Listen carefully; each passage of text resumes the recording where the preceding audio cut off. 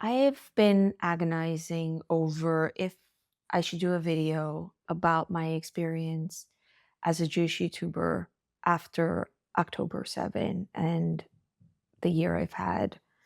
I have this kind of like on my chest. I feel like I have an urge to share what it's been like, to put out there a kind of a document, a record of what I have seen and experienced over the last year. And yet at the same time, my area of expertise, a lot of what I cover has nothing to do with the Middle East. And I don't want to step into something so huge, so controversial, so painful. I know there are people, including within the Jewish community, who are on different places on the spectrum of this issue, and I don't feel qualified to speak to it as an expert.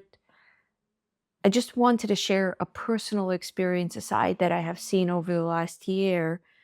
And so I actually asked some people I consulted on, should I do a video about it? And I got very different advice. One person said, if I were you, I wouldn't go there. What are you looking for trouble? And other people said, yes, put it out there and post and ghost or something. And I got the advice to make the video and then decide if I want to publish it. And I thought that is the right thing for me to do at this point because I really have the urge to make this video. Um, and so I am going to share some reflections here and we'll see if this gets seen by anyone else. So 1 year ago today was the holiday Sukkot, the Jewish holiday Sukkot, probably my favorite holiday next to Hanukkah, competing with Hanukkah. And 2023 in October, end of September, early October, I was actually in Israel for the holiday Sukkot with my son, Seth. This was a very, very big deal for me because I have a very complicated backstory with regards to Israel. First of all, because I come from the anti-Zionist Hasidic community, and I'll explain to you what I was taught in just a minute, but I left that world with my son when he was 5. And subsequent to leaving, we went through a lot of struggles. I went through some really hard times financially where we had really nothing. And the idea of travel was like impossible. And last year, I got the opportunity to travel for work to do a video of B'nai Brak for the holiday Sukkot.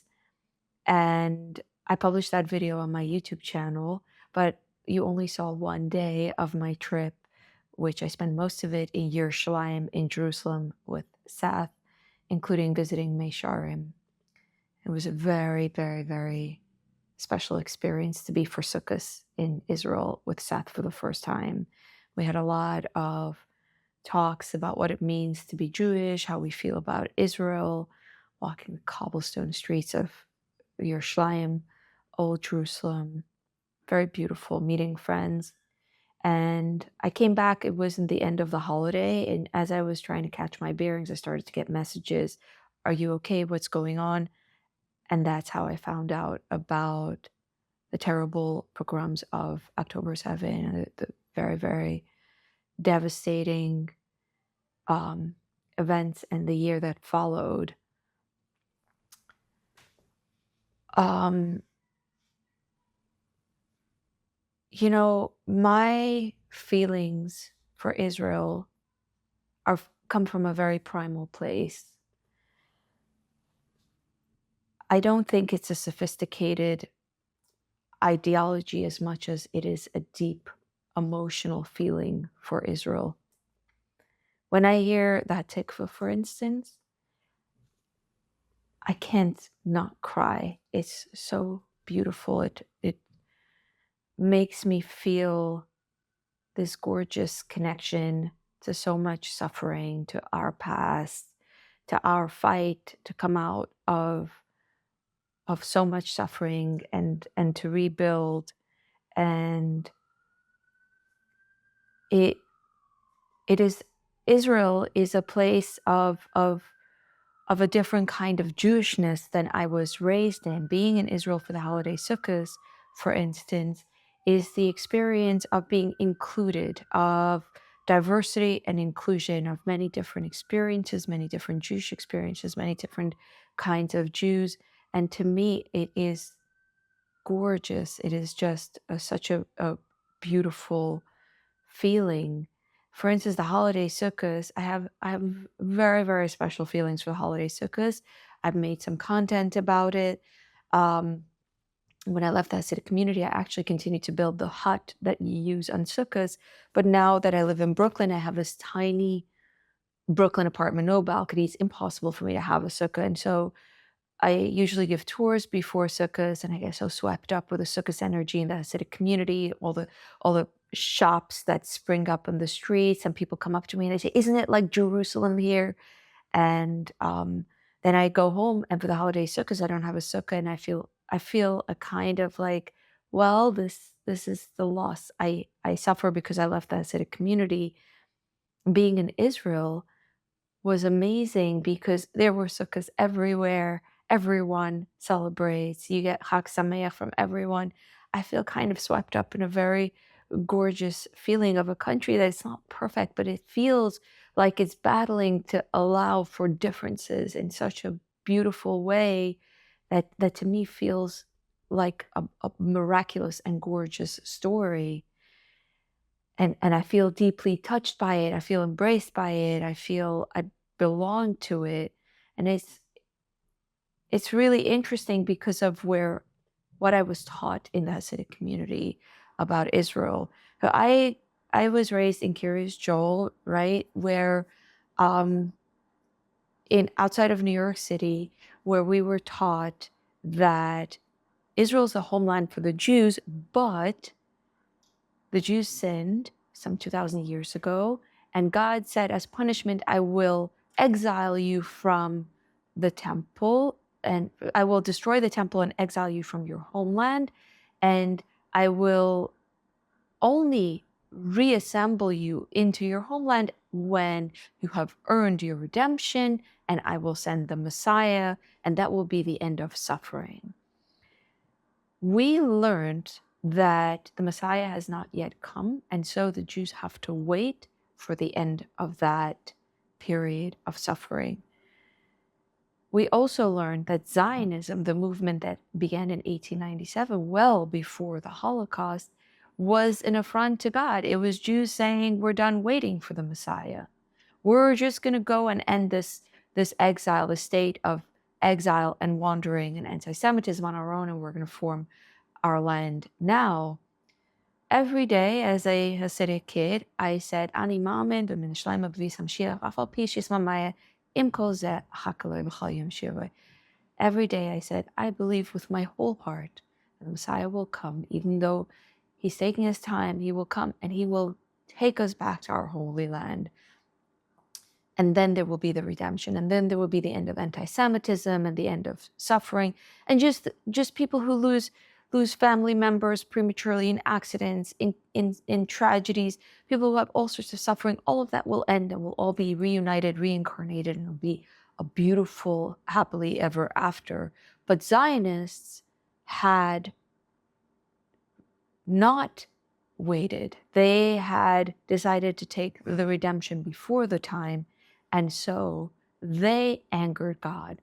And the Satmar Rabbi, the head of the movement that I was raised in, Rabbi Joel Teitelbaum, who was the rabbi in Satmar in Hungary, now Romania, and who came here after the Holocaust, he believed and he argued that because the Jews did such a terrible thing by not waiting for the Messiah and embracing Zionism and a homeland before the time and the premature end of the exilic phase, therefore God walked back on his promise to offer some protection of the Jews in Israel and therefore of the Jews in exile, and therefore the nations turned upon the Jews in the Holocaust.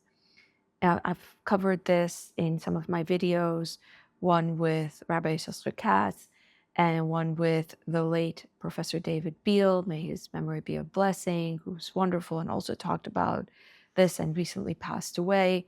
And we discussed the Satmar Rabbi's theology, which was essentially a Jewish theology to ask the question, what actions have brought this tragedy?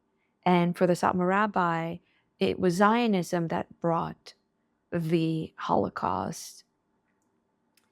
This meant that I was raised in New York, and when I was raised in New York, we had a very casual anti-Zionism was at the baked into the fabric of my childhood.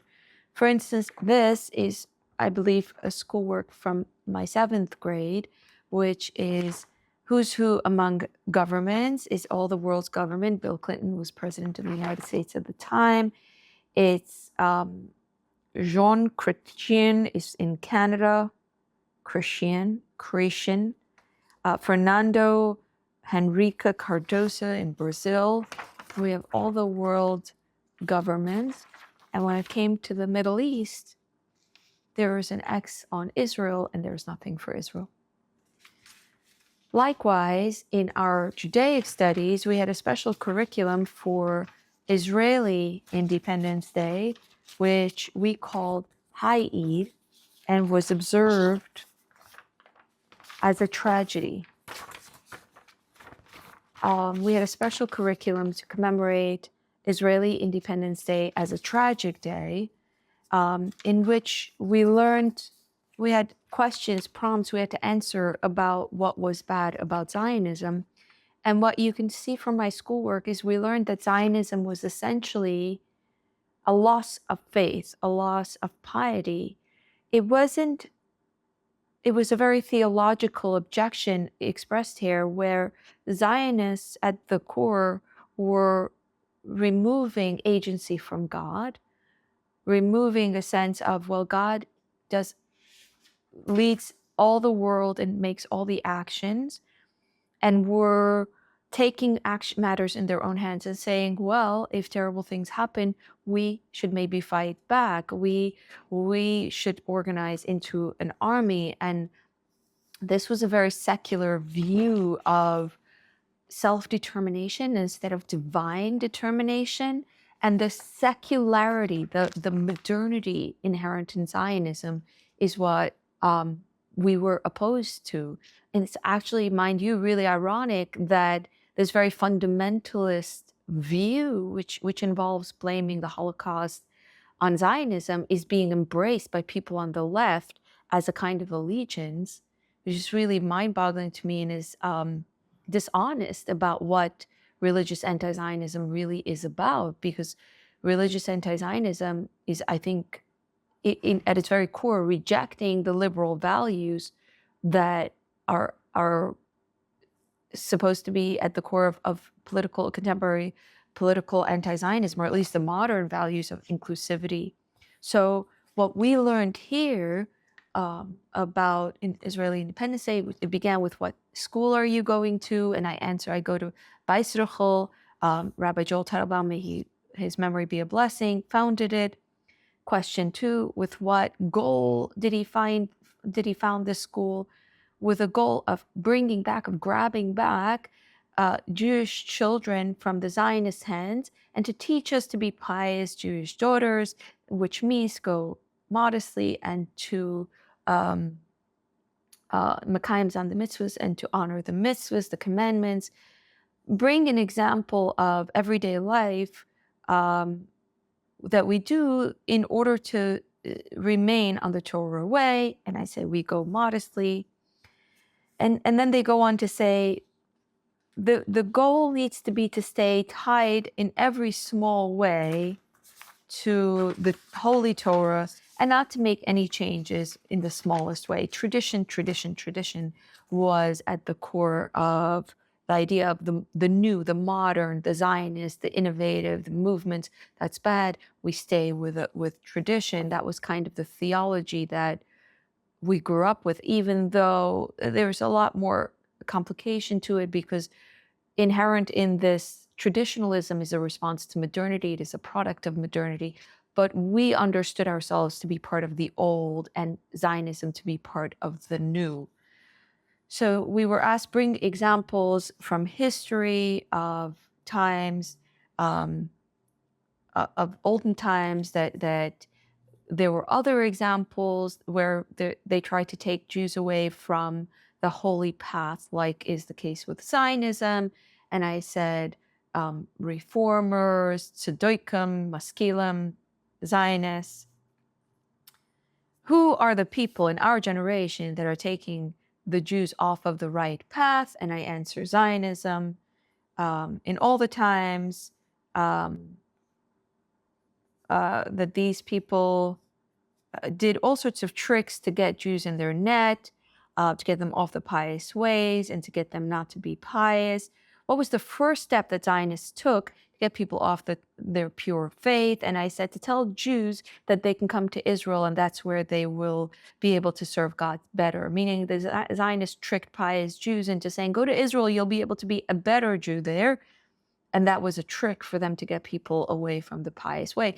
And there was a lot of legitimacy, by the way, to this argument, because early Zionism was a secular movement. Now there's a tremendous religious Zionist philosophy, and there are many different religious Zionist views, but early Zionist was a secular movement. It was an egalitarian, almost utopian socialist movement, and it viewed it had these ideas, for instance, like kibbutzim, which were going to be communes, which still exist, of course, but were part of that utopian vision that involved the shedding of fanatical old. And we were raised to reject that. You know, while I was raised with these views of Zionists as the terrible threat, they were the ones who took the Holocaust survivors, the young children, up to the kibbutzim in Israel and robbed them of their heritage. They were the bad guys in the story. They were the ones who angered God.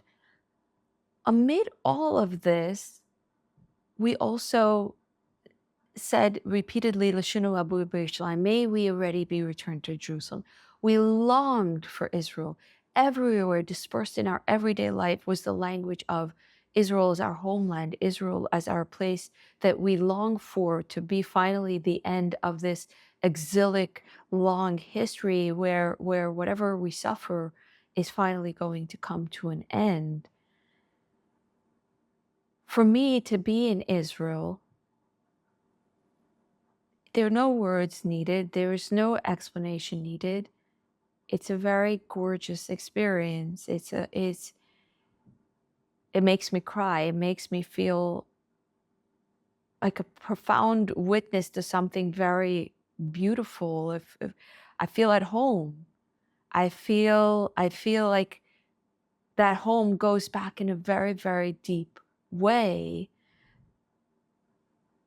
It roots me to my ancestors, to my legacy that I inherited through the Holocaust narratives. It feels so different from the Israel that is being spoken of here in Brooklyn. If I step out my door right here, a couple of feet from here, on the wall there are stickers that say Zionism is terrorism. That feels miles away from my experience in Israel on Sukkot last year. But what happened after October 7, immediately, as we were still getting news of what was happening, I started to see people that I know personally say, well, this is the resistance against these horrible, evil oppressors that are the Israelis who have locked the Gazans in an open-air prison, who are these brutal monsters and who have brought it on themselves. I have to say, it has been personally shocking to see that people would even, like, there was such a dissonance between different languages. But I felt like it was my place to step back and not to get involved in that. and not to say how I how I feel, especially because what followed was, of course, war, and war is terrible. War breaks my heart. I feel so bad about every loss of life, every innocent loss of life. I don't feel comfortable talking about war, even though, I was raised by people who did not fight back, who said God will protect us, and the consequences were enormous. We I I feel like we inherited so much trauma, and the approach of the people that survived this terrible event was a kind of theology that doesn't make sense to me, that kind of like God sends and we receive never made sense to me, especially not the part of self-blame. This must be, if these terrible things happen, the way to handle it is to ask ourselves, what did we do wrong? I It never resonated with me, and yet I was very exposed to it. I was very exposed to it, and I felt myself rejecting it always. I felt myself rejecting this. No, no. Terrible things happen to you, other people do it, then it's on them, and maybe you should respond in that way. I actually suffered a terrible loss when I was 19. I was very young. I was too young to really process it, and I was very fragile. And people at the time were saying to me, people are gossiping that maybe it happened to you because you were always a naughty kid or something like that.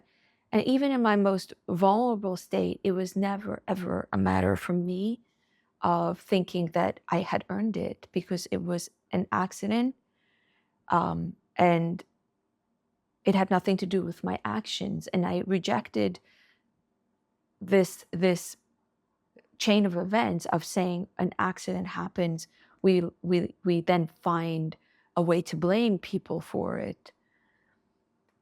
And so the idea that the Jews dealt with the tragedy of the Holocaust by saying, well, now it's our fault and we're going to get more pious, that I reject.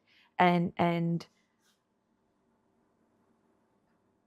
the self-determination, the question of self-determination, of fighting back, of fighting for the survival of the Jewish people, that I feel is valid. It's valid for Israel to fight for its survival.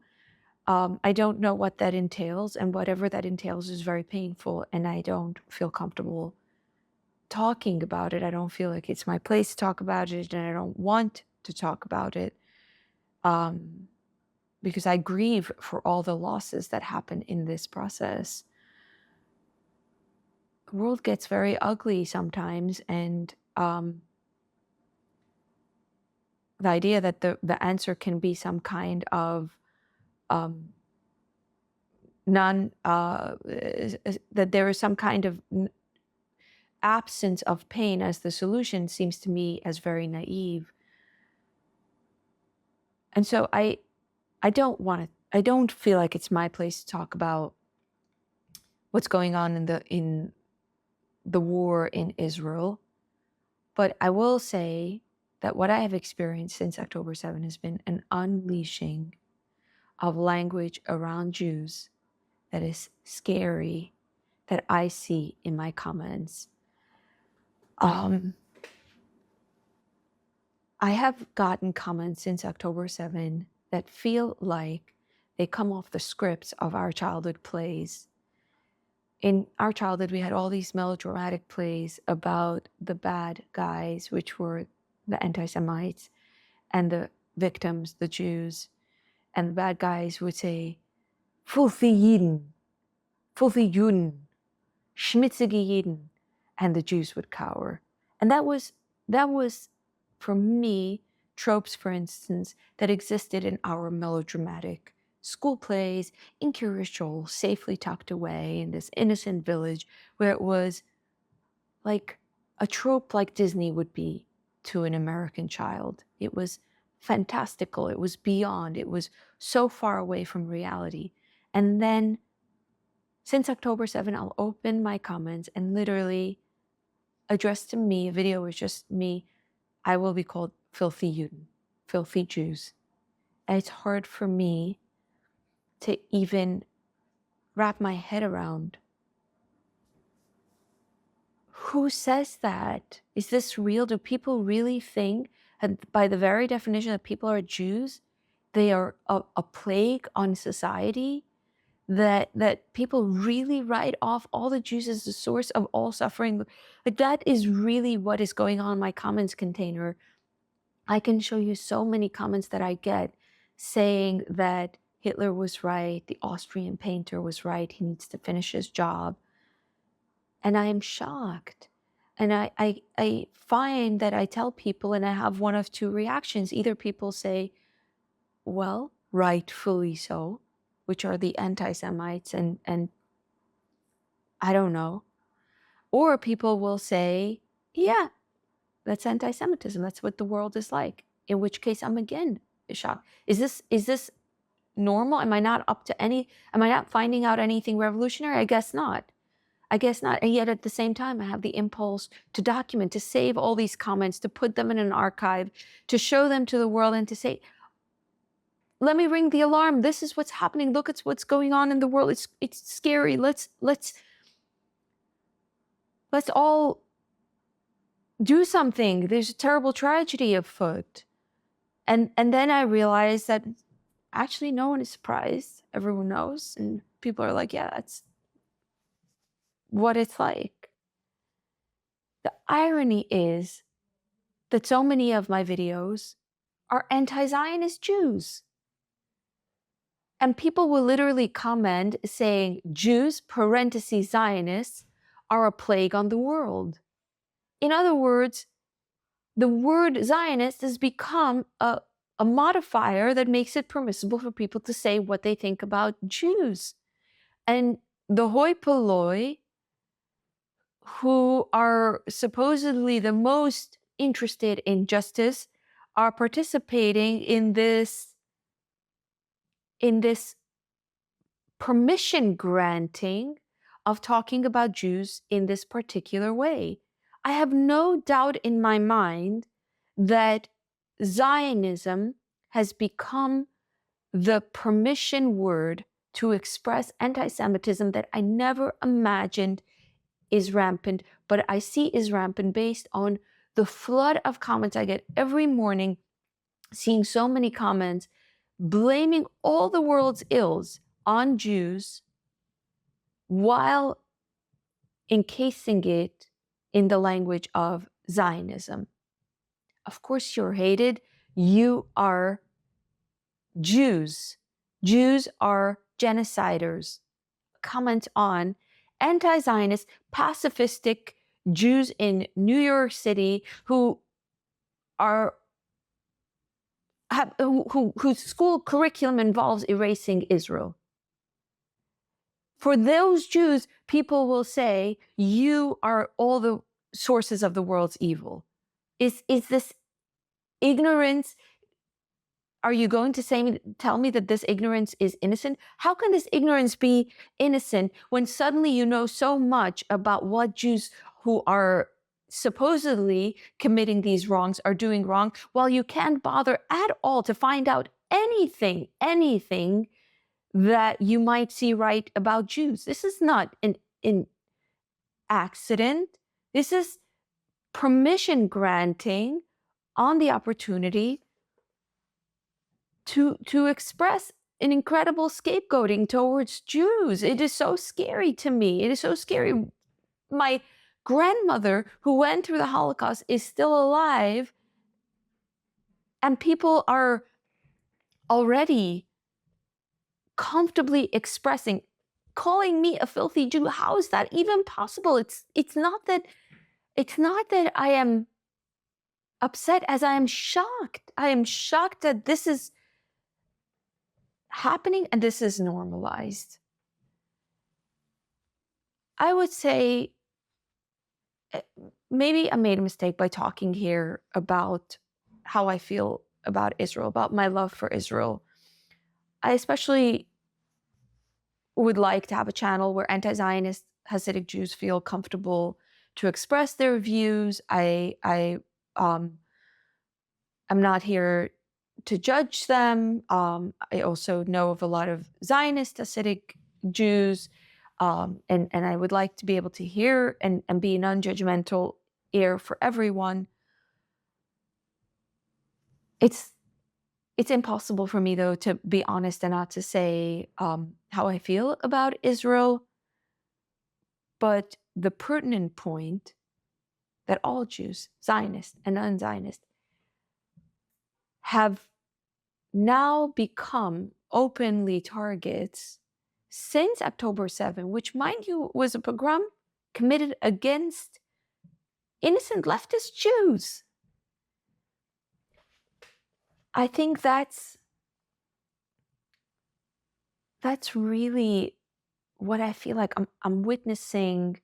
I'm concerned by. I feel like I need to do something. I need to say something. I need to preserve something. I need to go up to the rooftop and say, let's be careful. Let's not get carried away making the same mistake again of telling stories about a group of people who are the source of evil.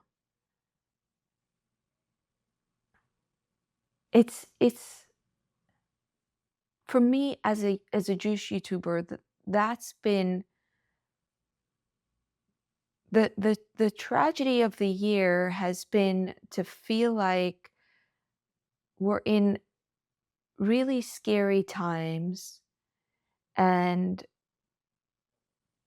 it's becoming more and more difficult to speak up to certain societal ills that I see. The side that I see is the side that is scapegoating all Jews, that is looking at a man with side locks and a beard, or a woman in a wig, and saying, this is the person that is evil, bringing evil, baby killers, committing all of these horrible things.